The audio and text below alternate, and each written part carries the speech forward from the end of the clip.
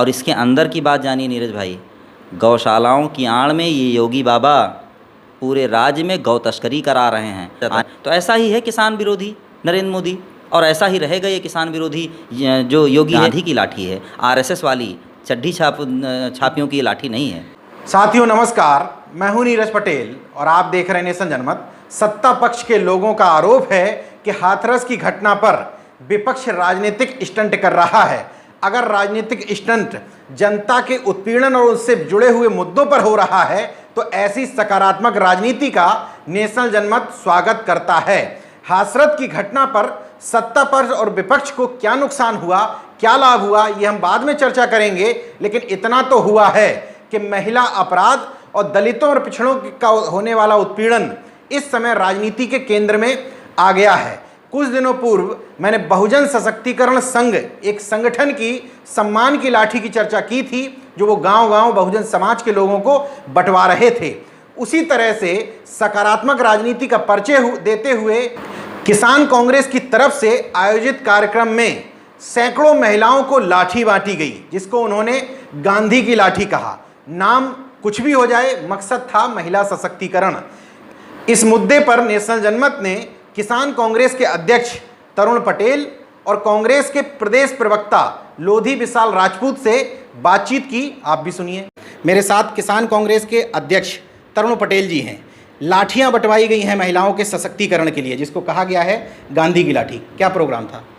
गांधी की लाठी, जैसा कि आप गांधी जी के जीवन को जब आप देखते हैं तो उनका चश्मा, उनका चरखा, उनकी घड़ी, उनकी लाठी और उनका वस्त्र, ये सब तमाम चीज़ें हैं। तो उन्हीं में गांधी की लाठी, जैसा कि आप वर्तमान में देख रहे हैं, जो हाथरस, बलरामपुर, सहारनपुर, मिर्ज़ापुर में तमाम घटनाएं हुई, और सबसे ज़्यादा झकझोर देने वाली घटना जो हाथरस की हुई, जिसमें उस बेटी के साथ पहले तमाम बार आप स्टोरी कर चुके हैं नीरज जी।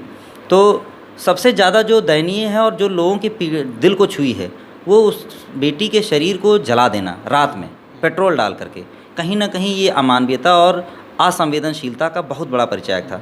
तो वही बात हम लोगों के मन में आई, और ये हुआ कि उन बेटियों को उनकी आत्मरक्षा के लिए, स्वयं की रक्षा के लिए गांधी जी की जो लाठी है, जो उनकी शक्ति का, उनके संबल का प्रतीक है, वो लाठी बहनों को, बेटियों को दी जाए। तो आज महेंद्र सिंह टिकैत जी का 85वां जन्मदिन था, और आप महेंद्र सिंह टिकैत जी के भी जो किसानों की ये बुलंद आवाज़ रहे, अगर उनको आप देखें तो कहीं ना कहीं उनके हाथ में भी हमेशा आपने लाठी देखी है। तो वही लाठी महेंद्र सिंह टिकैत जी के जन्मदिन पे, गांधी की लाठी, बेटियों की आत्मरक्षा के लिए हम लोगों ने अपने प्रदेश कार्यालय से काफ़ी संख्या में बेटियों को, बहनों को इकट्ठा करके उन्हें दिया है। और पूरे उत्तर प्रदेश के हर जनपद में, तहसील में, ब्लॉक में आने वाले 6-7 दिनों तक ये कार्यक्रम अनवरत चलेगा। गांधी की लाठी इसका नाम है।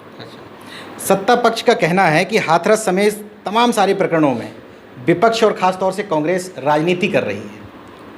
सत्ता पक्ष राजनीति क्या बंद कर देगा?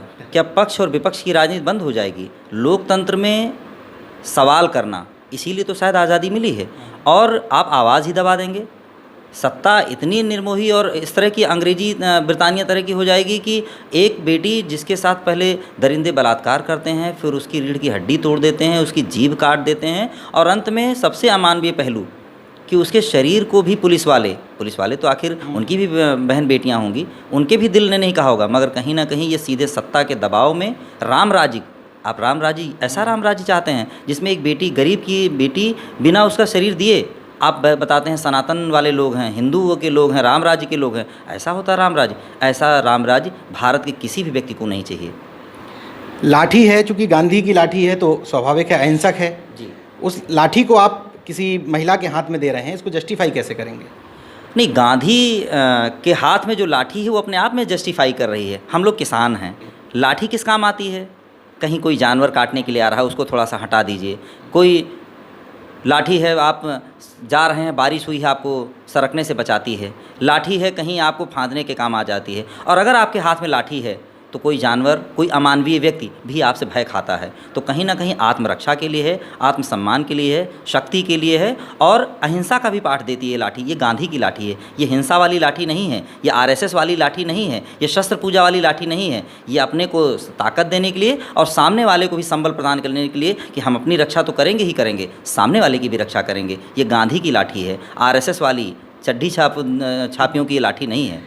चूँकि आप किसान कांग्रेस से हैं, किसानों का आंदोलन भी चल रहा है, लगातार प्रदर्शन भी चल रहे हैं, क्या मानते हैं आपको कि उस बिल में कौन सी ऐसी गड़बड़ियां हैं कि किसान को आंदोलन करना पड़ा, और आपके आगे क्या उसमें? देखिए, किसान आंदोलनरत है। नीरज भाई, आप बहुत जुझारू पत्रकार हैं, आप स्वयं जानते हैं 5 जून को जब कोरोना का समय चल रहा था तो आप चोरी से बिल लेकर के आए, फिर जुलाई में आप उसे प्रकाशित करते हैं और इस सत्र में उसे आप सदन में लेकर के आते हैं उस ऑर्डिनेंस को बिल के रूप में, और आप उसे चोरी से, दबाव से तमाम राज्यसभा के सांसदों को बर्खास्त करके उसे पास भी करा लेते हैं। ठीक है, आपकी तानाशाही ठीक है, झूठ बोल करके लोगों की उम्मीद जगा करके आपने सत्ता हासिल की है, पूर्ण बहुमत की सरकार है, मगर इस राज्य में आज भी किसान सबसे ताकतवर है, किसान सबसे ताकतवर था, है और रहेगा। आज आपके इस बिल के खिलाफ इसलिए खड़ा है, खेती के लिए तो ये बिल ठीक हो सकता है, क्योंकि खेती की उपज, व्यापार और विपणन की आप बात करते हैं, आपने किसी भी किसान हितैषी संगठन से इसके बारे में बात नहीं की। और मैं एक सवाल करता हूँ, या जो आपके बिल में है कि आप सिर्फ एसडीएम से बात कर पाएंगे? आप अपनी उपज बेचिए और विवाद होने पे व्यापारी की शिकायत आप सिर्फ एसडीएम के पास और ज़्यादा से ज़्यादा डीएम के पास। एसडीएम और डीएम होते किसके हैं? अगर एसडीएम और डीएम जनता के होते तो क्या इस हाथरस की बेटी का शरीर जलाया जाता, उसके परिवार वालों को ना दिया जाता? तो ऐसा ही है किसान विरोधी नरेंद्र मोदी, और ऐसा ही रहेगा ये किसान विरोधी जो योगी है। आप योगी जी को ले लीजिए, जब से आए हैं तब से हमारे दरवाजे का जो धन है, पशुधन, गोधन, वो आवारा हो गया। वो आवारा जानवर कर क्या रहा है? वो हमारे खेत चर रहा है, हमको बाड़ लगानी पड़ रही है, सड़कों पे जाने पे चाहे हम साइकिल से, मोटरसाइकिल से जा रहे हैं, हमको जख्मी कर रहा है। और सबसे बड़ी बात, आज की तारीख में अगर कहीं नर का आपको देखना है तो आप गौशालाओं का भ्रमण कर लीजिए, आपको गायें तिल तिल के मरती नज़र आएंगी। और इसके अंदर की बात जानिए नीरज भाई, गौशालाओं की आड़ में ये योगी बाबा पूरे राज्य में गौ तस्करी करा रहे हैं। आने वाले समय पे हम लोग इस पर भी काम करने वाले हैं। मेरे साथ लोधी विशाल राजपूत जी हैं, आप कांग्रेस के प्रदेश प्रवक्ता हैं, और अभी बताया गया कि जो ये पूरी थीम है वो आपके दिमाग की ही उपज है। तो कैसे ये दिमाग में आया कि महिलाओं को लाठियाँ दी जाएँ, उनको संबल प्रदान किया जाए, क्या है इसके पीछे सोच?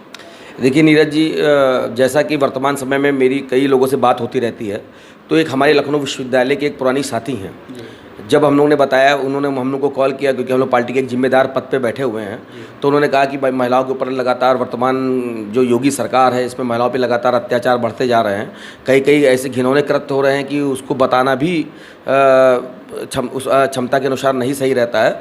मगर जब मैंने उनसे बात की तो उन्होंने कहा कि भाई आप कैंडल मार्च करते हो, आप मसाल जुलूस निकालते हो, और निकालने के बाद फिर वही पुरानी चीज़ें आती हैं, फिर कोई निर्भया पैदा होती है, फिर कोई मनीषा पैदा होती है। और जिस तरह आप देख रहे हैं पूरे प्रदेश में, चाहे वो बलरामपुर हो, चाहे उन्नाव हो, चाहे वो हाथरस हो, ये लगातार घटनाएं बढ़ती जा रही हैं। तो उन्होंने एक मुझे राय दी कि भाई आप लोग तो कैंडल मार्च और मसाल जुलूस से तो अब कुछ नहीं होने वाला, आप लाठी बांटो। तो ये बात नीरज जी मेरे दिमाग में क्लिक की और मुझे बहुत अच्छा भी लगा। और हम लोग ने एक प्रोग्राम बनाया कि भाई चलिए लाठी महिलाओं में बांटी जाए, जिससे वो बेटी अपनी रक्षा कर सके, समाज की बेटियों की रक्षा कर सके और समाज की भी रक्षा कर सके।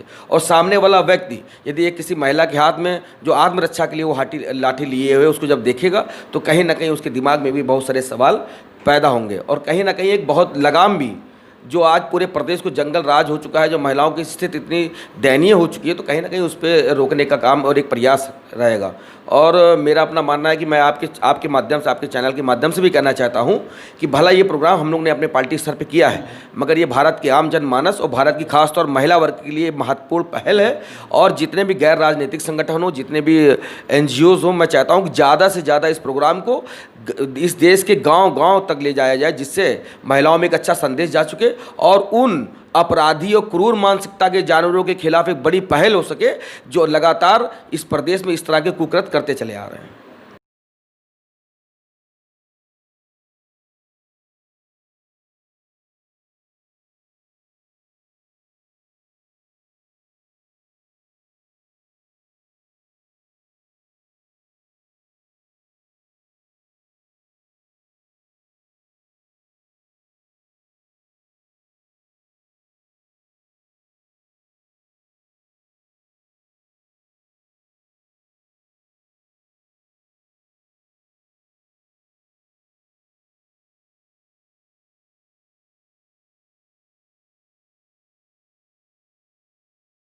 दोस्तों, अगर आपने मेरा YouTube चैनल सब्सक्राइब नहीं किया तो प्लीज़ सब्सक्राइब कर लें और उस बेल आइकन पर ज़रूर क्लिक करें, जिससे जो मेरे न्यू वीडियो है